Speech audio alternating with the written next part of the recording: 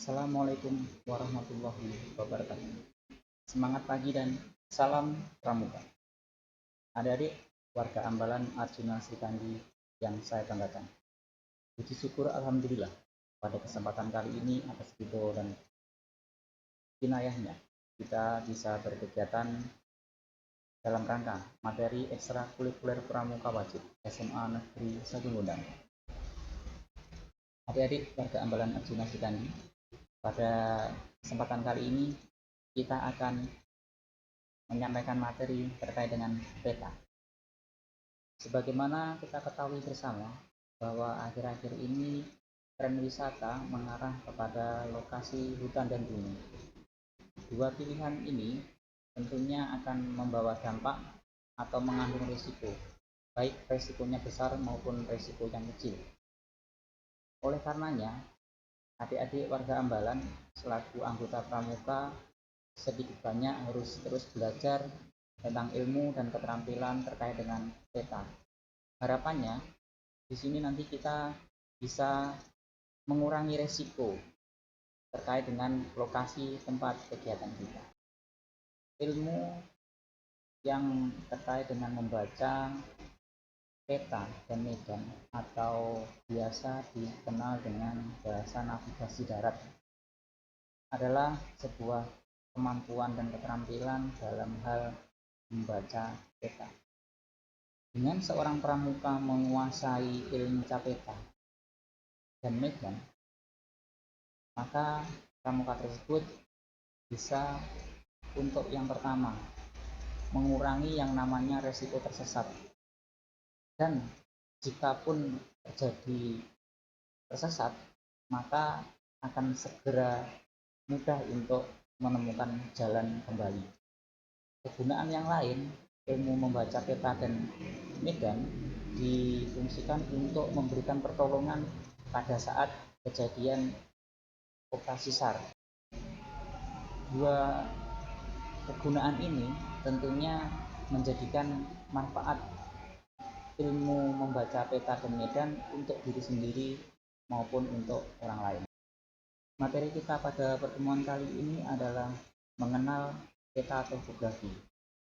Adik-adik warga Ambalan Arjuna Srikandi yang saya banggakan, dengan kita mengenal materi peta topografi, diharapkan kita sebagai anggota pramuka bisa untuk mengurangi risiko ketika kita berkegiatan di lapangan. Karena apa? Sebagai anggota gerakan pramuka yang biasa berkegiatan di alam bebas, maka risiko di lapangan tidaklah bisa dihindari. Risiko yang kami maksudkan adalah risiko tersesat atau risiko hilang. Secara umum, peta bisa diartikan sebagai penggambaran pada bidang datar sebagian atau keseluruhan permukaan bumi dengan sistem proyeksi dan skala tertentu. Sedangkan peta topografi atau yang biasa disebut sebagai peta rupa bumi merupakan gambaran dalam bidang datar sebagian unsur-unsur alam dan buatan manusia di sebuah wilayah. Lembaga yang mengeluarkan peta rupa bumi Indonesia adalah lembaga Badan Informasi Geospasial. Di dalam informasi-informasi dasar bersifat terbuka dan bisa diakses secara umum. Namun untuk penggunaan diatur dalam ketentuan undang-undang yang berlaku. Topografi berasal dari bahasa Yunani, yaitu topos dan grafi. Topos artinya tempat, grafis adalah menggambar. Jadi peta topografi adalah sesuatu memetakan tempat. Jadi peta topografi bisa diartikan adalah peta yang memetakan tempat-tempat di permukaan bumi yang berketinggian sama dari permukaan laut menjadi bentuk garis-garis kontur. Di sini telah kami lampirkan contoh peta topografi untuk wilayah Gondang. Terlihat pada pojok kanan atas, ini adalah peta rupa bumi digital Indonesia dengan skala 1:25.000. Bagian ini ada informasi terkait dengan satuan yang digunakan, dan di bawahnya adalah grid dari pengambilan peta. Jadi peta yang ada di samping kiri ini adalah bagian dari peta Jawa Timur, ya, di peta Jawa Timur. Terus selanjutnya indeksnya, indeks nomor peta, indeks petanya di AP148. Jadi ada di titik merah sini untuk lokasi peta Tulungagung. Di bawahnya ada petunjuk terkait dengan legenda. Legenda peta memuat diantaranya adalah simbol-simbol dan keterangan yang ada pada bagian peta ini sendiri. Jadi ada marking lokasi utama Semarang Gondang, ada batas grid, ada petunjuk simbol pelayanan kesehatan, simbol kantor pemerintahan, dan sebagainya. Ada juga petunjuk jembatan hingga petunjuk garis kontur. Garis konturnya ada kontur indeks, ada kontur selang, dan kontur cekungan. Selanjutnya di bawahnya lagi akan kita lihat yaitu simbol penutup lahan. Jadi kalau kuning ini ladang, macam ini adalah ladang. Untuk yang warna hijau dengan bintik-bintik nanti adalah hutan. Untuk sawah adalah biru bergaris-garis.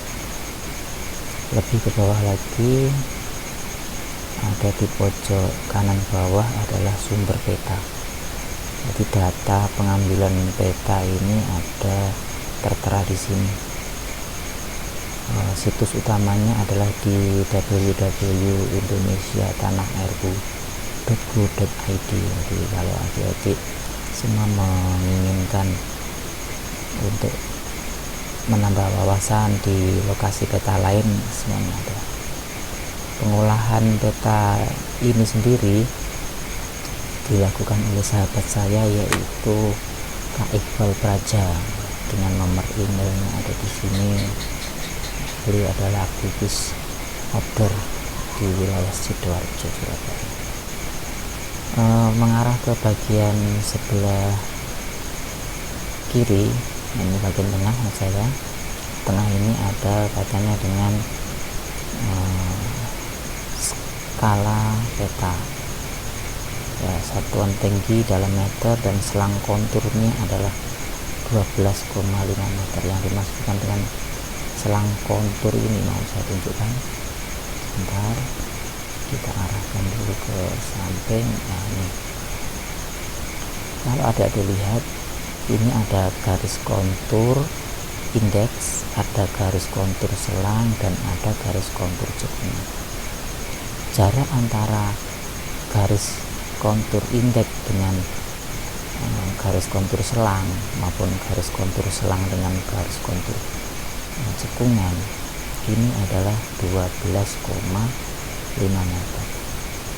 Jadi jarak antar garis kontur satu dengan kontur yang lain adalah 12,5 meter.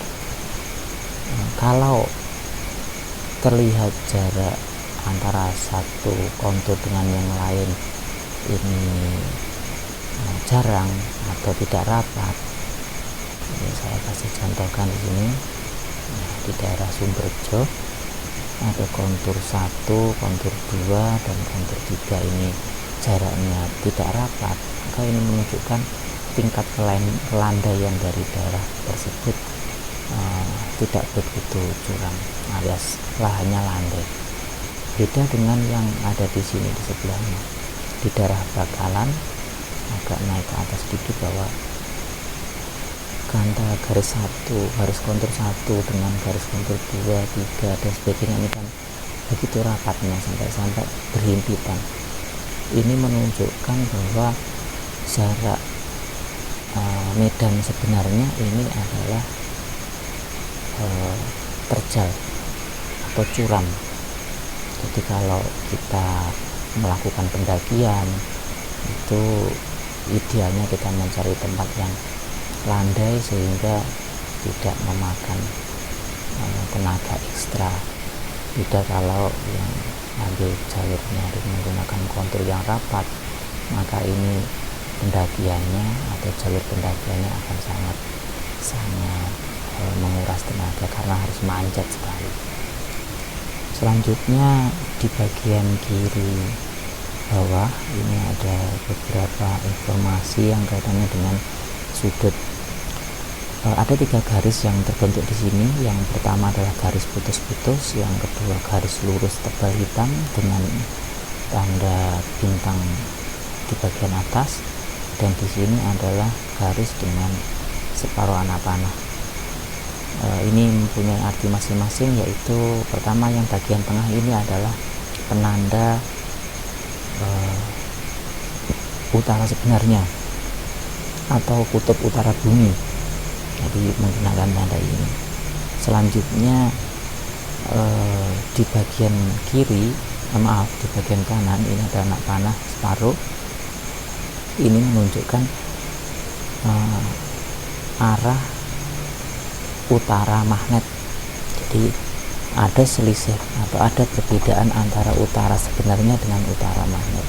Kalau utara sebenarnya ini berdasarkan kutub utara bumi, sedangkan kalau utara magnet ini maka sudutnya terbentuk karena adanya medan magnet yang ada di kutub utara.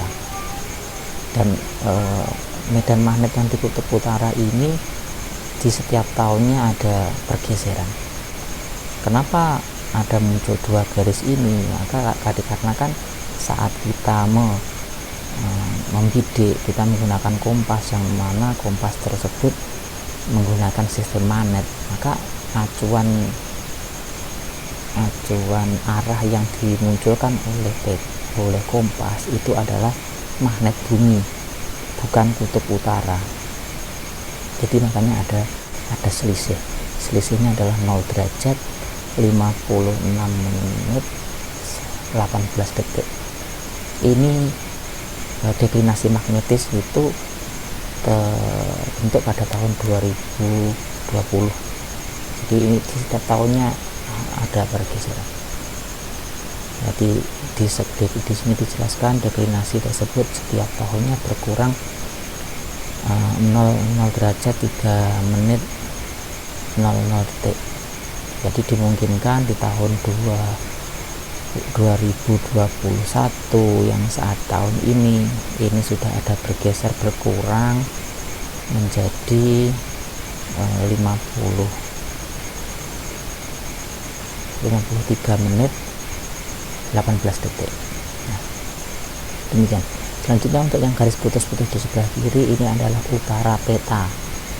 Ya, jadi kalau boleh saya tarik lagi ke belakang, di paling kiri adalah sudut untuk yang terbentuk utara peta, sedangkan yang tengah adalah utara sebenarnya, dan yang paling kanan adalah utara magnet. Jadi kalau kita sudah berhasil membidik sebuah arah, itu dipengaruhi karena adanya magnet bumi. Ketika dipindahkan ke peta, maka kita harus mengetahui deklinasi magnetisnya, itu bukan utara sebenarnya dan bukan utara magnet. Utara peta itu terbentuk karena adanya proyeksi. Proyeksi itu adalah sebuah sistem atau cara untuk menggambarkan pola bumi yang bulat ke dalam sebuah bidang datar atau gambar.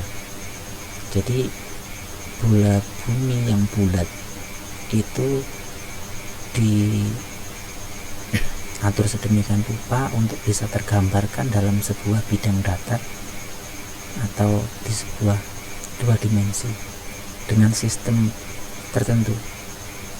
Sistem ini yang disebut proyeksi. Jadi muncul adanya utara peta. Sedangkan untuk Indonesia pembuatan peta rupa bumi Indonesia menggunakan proyeksi UTM, Universal Transversal Metrator, jadi UTM. Kita akhiri dulu untuk materi kita pada kali ini, yaitu pengenalan peta topografi.